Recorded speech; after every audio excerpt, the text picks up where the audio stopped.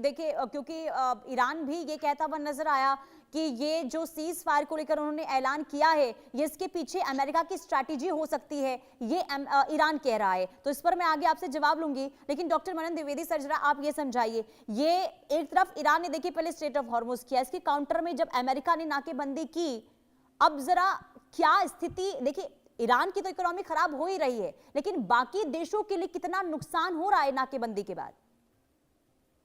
देखिए, इसमें हम ये देखेंगे कि अगर हम ब्रेंट ऑयल की बात करें या और तरीके का ऑयल जो जो वेस्ट से एसोसिएटेड है पर बैरल, तो उसकी कीमत 90.3% पहुंच गई है, जो वो कहते हैं कि ज्यादा बड़ी बढ़ोतरी वो नहीं है।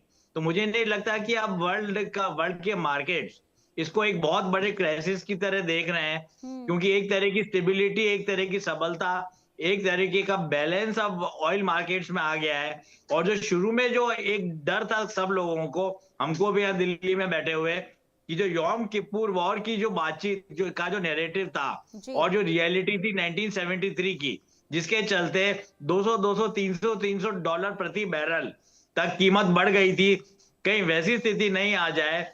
पर मुझे लगता है भारत जैसे लोगों ने और जो राष्ट्र हैं उन्होंने अच्छा मैनेज किया है, पहली बात तो ये।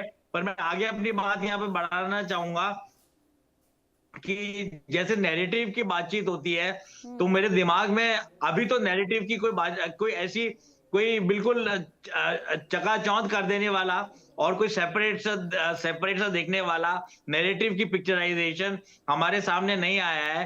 पर अगर हम 2003 में देखें तो हम पाएंगे कि एक ही इवेंट था, मुझे समय दीजिए, एक ही इवेंट था कि बगदाद में अमेरिकन टैंक्स और American armoured carrier vehicles enter हो रहे थे, एक ही समय, एक ही घटना, और उसको दो अलग अलग बिल्कुल अपोजिंग परिप्रेक्ष्य से देखा जा रहा था।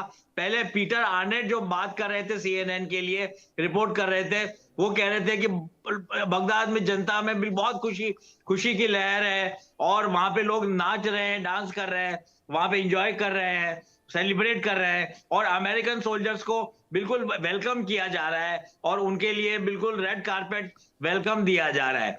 सेम घटना का पीटर जेनिंग्स जो ABC न्यूज में थे, उन्होंने उसको एक्सप्लेन किया और बोला कि अमेरिकी नागरिक, अमेरिकियों पे पत्थर फेंके जा रहे हैं और अमेरिकी सैनिक बड़ी मुश्किल से, बड़े हताहत होकर, बड़े लहूलुहान होकर, किसी का वॉर है। ये नैरेटिव के वॉर के बारे में भी देखना पड़ेगा प्रेसिडेंट डोनाल्ड ट्रंप को। और जिस तरीके की जो इनविंसिबिलिटी की जो ऑरा अमेरिका के साथ रहती है, वो काफी हद तक उस ऑरा को चोट लगी है इस वॉर में। क्योंकि अगर हम देखें पूरी की पूरी चीज को, तो हम पाएंगे कि अमेरिका ने रिजीम चेंज का प्रयत्न किया, ये उनका US स्टेट डिपार्टमेंट का ऑफिशियल वॉर ऑब्जेक्टिव था। और उसके अलावा ईरान को पूरी तरीके से सेंट्रीफ्यूज बंद करने की बातचीत की, उसमें भी ये लोग सफल नहीं हुए। उसके अलावा तीसरी शर्त ये रखी गई कि अमेरिका अपने जितने भी उन प्रॉक्सीज को रोक लेगा और उनके साथ अपने आप को डीलिंग कर लेगा। ये सारी बातें पूरी नहीं हो पाई।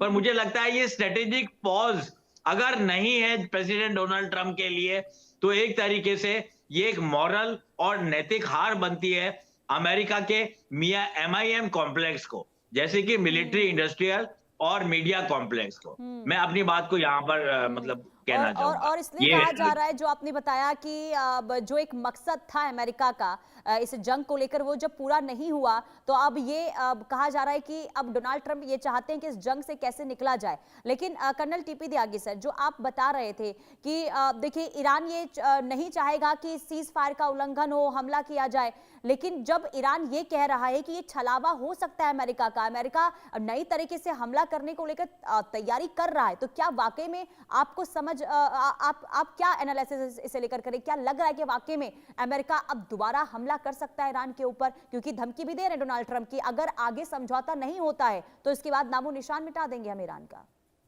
देखिए, आगे क्या होगा ये तो भविष्य के गर्त में छुपा है, लेकिन बीते हुए कल में क्या हुआ है उससे अंदाजा लगाया जा सकता है कि आगे क्या होगा। आगे ये होगा कि एक लिमिट पे आने के बाद ईरान भी रिटेलिएट कर सकता है और अमेरिका भी हमला कर सकता है। क्योंकि ठीक है। अमेरिका क्यों हमला कर सकता है? हम्म। क्योंकि डोनाल्ड ट्रंप ने ये बातें बताई थी और ये लॉजिकल और रीजनेबल है।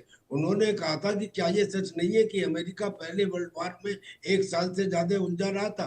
क्या ये सच नहीं है कि सेकेंड वर्ल्ड वॉर में अमेरिका 3 साल से ज्यादा उलझा रहा था? क्या ये सच नहीं है कि अमेरिका वियतनाम में 10 साल से ज्यादा उलझा रहा था? और क्या ये सच नहीं है कि अफगानिस्तान में अमेरिका 20 साल से ज्यादा उलझा रहा था?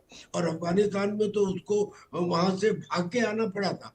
हारती हुई फौज भी अपने हथियार छोड़ के नहीं आती, या तो साथ लाती है या उन्हें जला देती है। लेकिन अमेरिका उन्हें छोड़ के आया अफगानिस्तान जी। में। तो वो कहने लगे मैंने जो अभी युद्ध किया है ये तो अभी 40 ही दिन का हुआ है, और तो मेरे ऊपर इल्जाम लगाए जा रहे हैं कि इतना नुकसान हो गया, जो 3-3 साल में, 10-10 साल में, 20-20 साल में, क्या अमेरिका का नुकसान नहीं हुआ?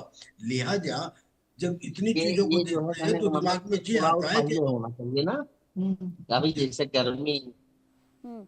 ठीक है, लगता है कुछ तकनीकी प्रॉब्लम की वजह से उनकी आवाज़ हम तक नहीं पहुंच पा रही है। देखिए, महत्वपूर्ण जानकारी दे रहे थे टीपी त्यागी सर, जो बता रहे थे कि देखिए आगे फ्यूचर में क्या होगा कहा नहीं जा सकता। कभी भी हमला जो है अमेरिका भी कर सकता है, ईरान भी कर सकता है। आगे क्या स्ट्रैटेजी, क्या प्लानिंग चल रही है, इसे लेकर फिलहाल अभी कुछ कहा नहीं जा सकता, लेकिन हालात आने वाले दिनों के लिए चिंताजनक जरूर हैं।